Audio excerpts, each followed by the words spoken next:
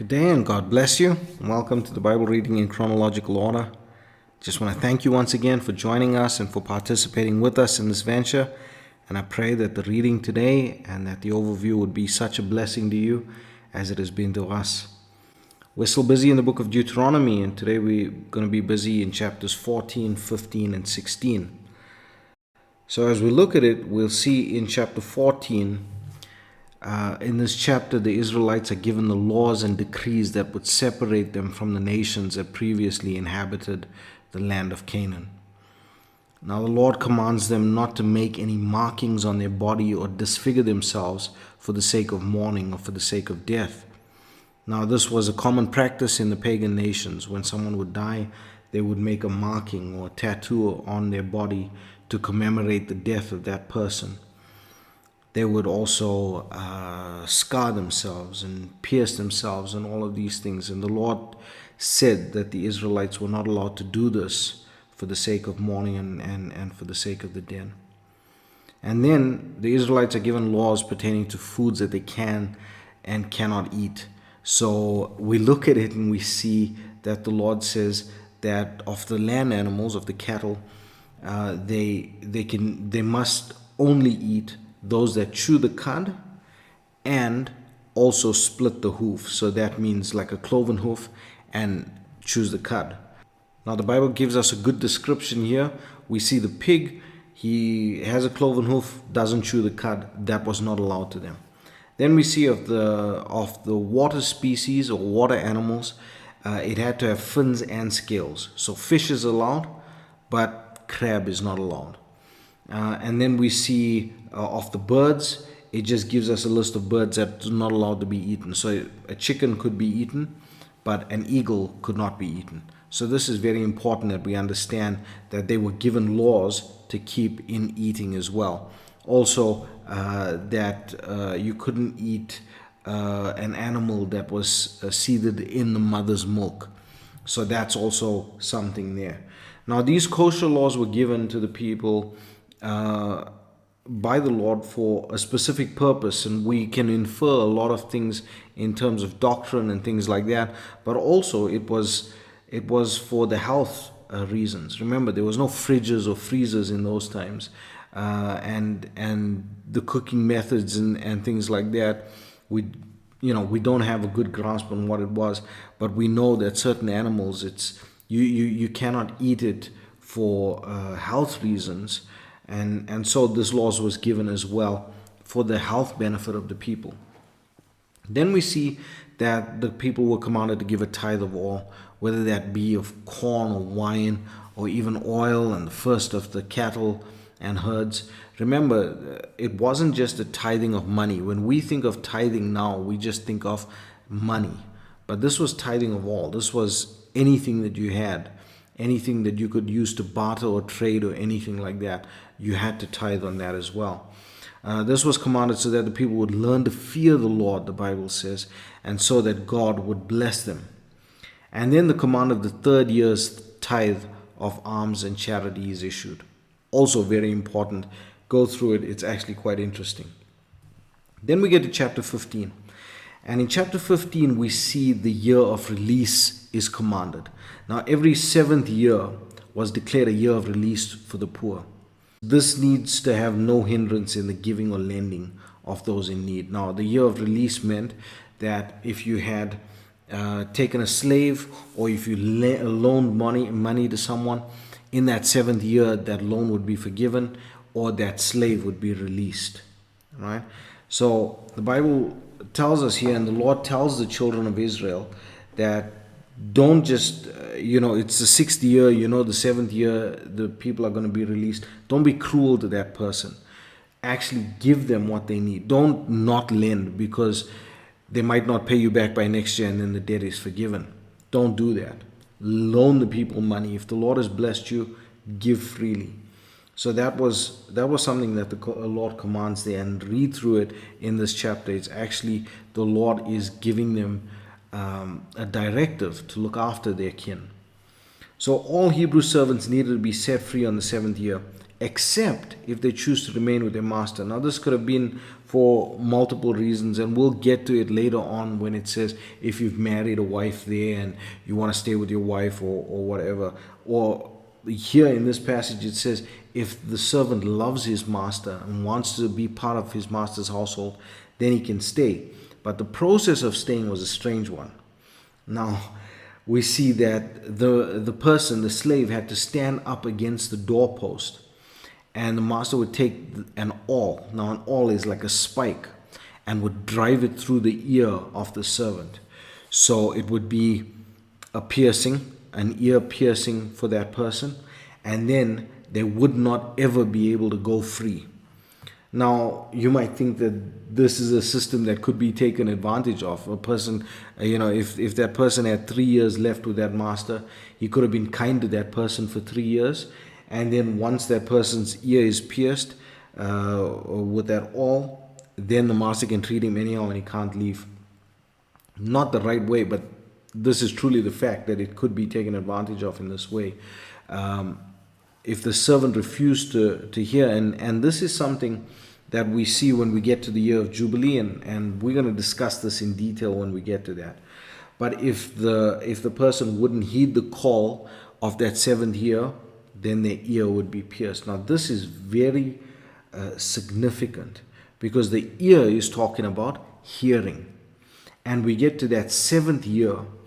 Now, the seventh year is very important, because at that end of the seventh would be that call to freedom. Now, if we look at it in the light of the church ages, the 7 church ages, we see that in that seventh age, there'll be a call to freedom, a call to rapture. And that is so beautiful. What we do not want is to be held to this world.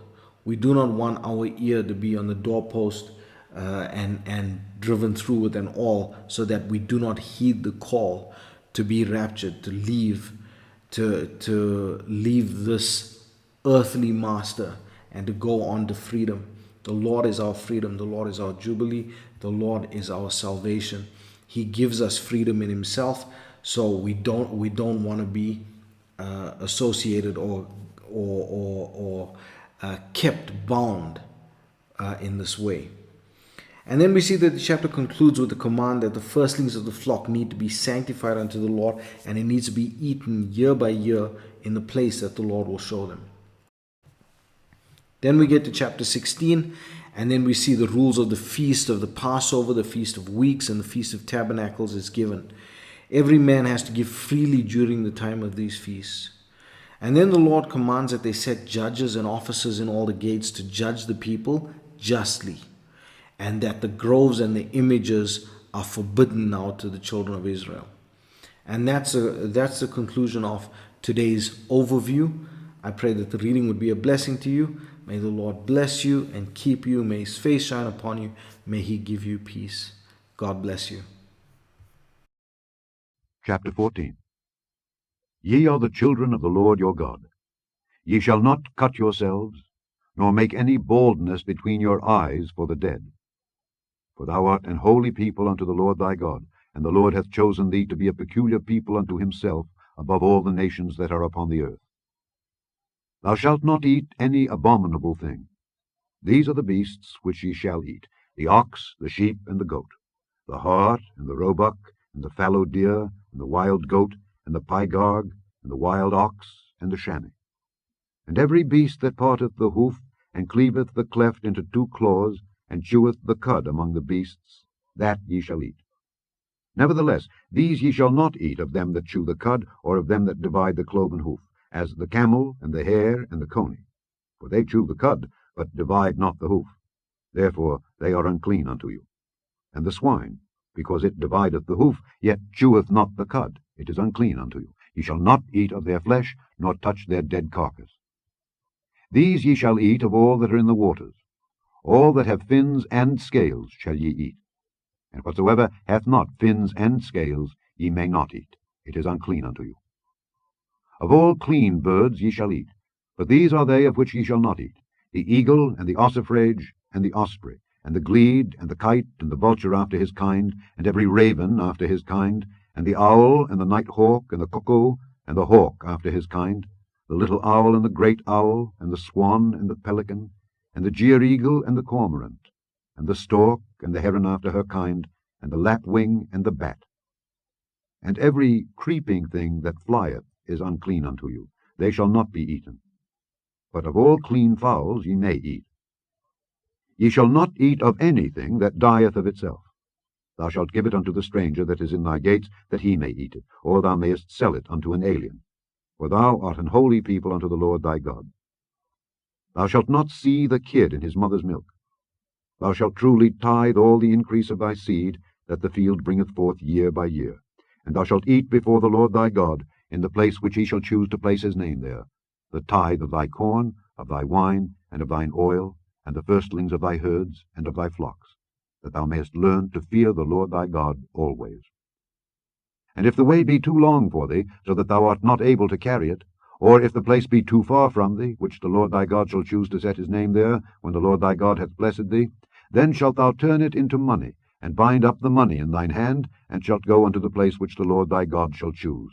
And thou shalt bestow that money for whatsoever thy soul lusteth after, for oxen, or for sheep, or for wine, or for strong drink, or for whatsoever thy soul desireth, and thou shalt eat there before the Lord thy God, and thou shalt rejoice, thou and thine household. And the Levite that is within thy gates, thou shalt not forsake him, for he hath no part nor inheritance with thee. At the end of 3 years thou shalt bring forth all the tithe of thine increase the same year, and shalt lay it up within thy gates. And the Levite, because he hath no part nor inheritance with thee, and the stranger, and the fatherless, and the widow, which are within thy gates, shall come, and shall eat, and be satisfied, that the Lord thy God may bless thee in all the work of thine hand which thou doest. Chapter 15. At the end of every 7 years thou shalt make a release. And this is the manner of the release. Every creditor that lendeth aught unto his neighbor shall release it. He shall not exact it of his neighbor or of his brother, because it is called the Lord's release. Of a foreigner thou mayest exact it again, but that which is thine with thy brother thine hand shall release, save when there shall be no poor among you. For the Lord shall greatly bless thee in the land which the Lord thy God giveth thee for an inheritance to possess it, only if thou carefully hearken unto the voice of the Lord thy God, to observe to do all these commandments which I command thee this day. For the Lord thy God blesseth thee as he promised thee, and thou shalt lend unto many nations, but thou shalt not borrow. And thou shalt reign over many nations, but they shall not reign over thee. If there be among you a poor man of one of thy brethren within any of thy gates in thy land which the Lord thy God giveth thee, thou shalt not harden thine heart, nor shut thine hand from thy poor brother, but thou shalt open thine hand wide unto him, and shalt surely lend him sufficient for his need in that which he wanteth. Beware that there be not a thought in thy wicked heart, saying, The 7th year, the year of release, is at hand. And thine eye be evil against thy poor brother, and thou givest him naught, and he cry unto the Lord against thee, and it be sin unto thee. Thou shalt surely give him, and thine heart shall not be grieved when thou givest unto him, because that for this thing the Lord thy God shall bless thee in all thy works, and in all that thou puttest thine hand unto. For the poor shall never cease out of the land. Therefore I command thee, saying, Thou shalt open thine hand wide unto thy brother, to thy poor, and to thy needy in thy land.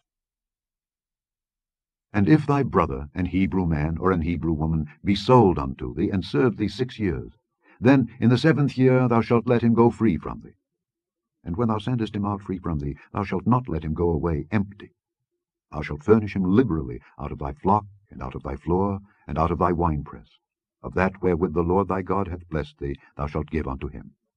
And thou shalt remember that thou wast a bondman in the land of Egypt, and the Lord thy God redeemed thee. Therefore I command thee this thing today. And it shall be, if he say unto thee, I will not go away from thee, because he loveth thee and thine house, because he is well with thee, then thou shalt take an awl, and thrust it through his ear unto the door, and he shall be thy servant forever. And also unto thy maidservant thou shalt do likewise. It shall not seem hard unto thee when thou sendest him away free from thee, for he hath been worth a double hired servant to thee in serving thee 6 years, and the Lord thy God shall bless thee in all that thou doest. All the firstling males that come of thy herd and of thy flock thou shalt sanctify unto the Lord thy God. Thou shalt do no work with the firstling of thy bullock, nor shear the firstling of thy sheep. Thou shalt eat it before the Lord thy God, year by year, in the place which the Lord shall choose, thou and thy household. And if there be any blemish therein, as if it be lame, or blind, or have any ill blemish, thou shalt not sacrifice it unto the Lord thy God. Thou shalt eat it within thy gates. The unclean and the clean person shall eat it alike, as the roebuck and as the hart. Only thou shalt not eat the blood thereof. Thou shalt pour it upon the ground as water. Chapter 16. Observe the month of Abib, and keep the Passover unto the Lord thy God. For in the month of Abib the Lord thy God brought thee forth out of Egypt by night. Thou shalt therefore sacrifice the Passover unto the Lord thy God of the flock and the herd, in the place which the Lord shall choose to place his name there. Thou shalt eat no leavened bread with it. 7 days shalt thou eat unleavened bread therewith, even the bread of affliction.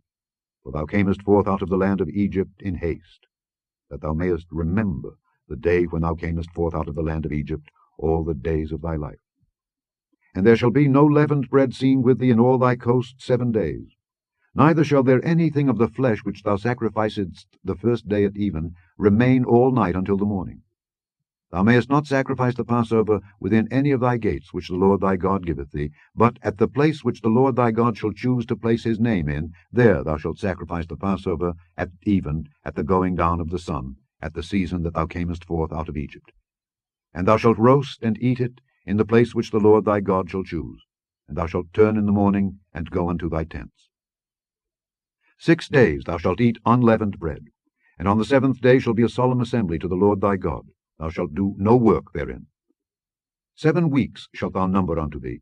Begin to number the 7 weeks, from such time as thou beginnest to put the sickle to the corn. And thou shalt keep the feast of weeks unto the Lord thy God, with a tribute of a free will offering of thine hand, which thou shalt give unto the Lord thy God, according as the Lord thy God hath blessed thee. And thou shalt rejoice before the Lord thy God, thou, and thy son and thy daughter, and thy manservant and thy maidservant, and the Levite that is within thy gates, and the stranger, and the fatherless, and the widow that are among you, in the place which the Lord thy God hath chosen to place his name there. And thou shalt remember that thou wast a bondman in Egypt, and thou shalt observe and do these statutes. Thou shalt observe the Feast of Tabernacles 7 days, after that thou hast gathered in thy corn and thy wine. And thou shalt rejoice in thy feast, thou, and thy son and thy daughter, and thy manservant and thy maidservant, and the Levite, the stranger, and the fatherless, and the widow that are within thy gates. 7 days shalt thou keep a solemn feast unto the Lord thy God in the place which the Lord shall choose, because the Lord thy God shall bless thee in all thine increase, and in all the works of thine hands. Therefore thou shalt surely rejoice. 3 times in a year shall all thy males appear before the Lord thy God in the place which he shall choose, in the feast of unleavened bread, and in the feast of weeks, and in the feast of tabernacles. And they shall not appear before the Lord empty. Every man shall give as he is able, according to the blessing of the Lord thy God which he hath given thee. Judges and officers shalt thou make thee in all thy gates, which the Lord thy God giveth thee throughout thy tribes, and they shall judge the people with just judgment. Thou shalt not wrest judgment. Thou shalt not respect persons, neither take a gift, for a gift doth blind the eyes of the wise, and pervert the words of the righteous. That which is altogether just shalt thou follow, that thou mayest live and inherit the land which the Lord thy God giveth thee. Thou shalt not plant thee a grove of any trees near unto the altar of the Lord thy God, which thou shalt make thee. Neither shalt thou set thee up any image, which the Lord thy God hateth.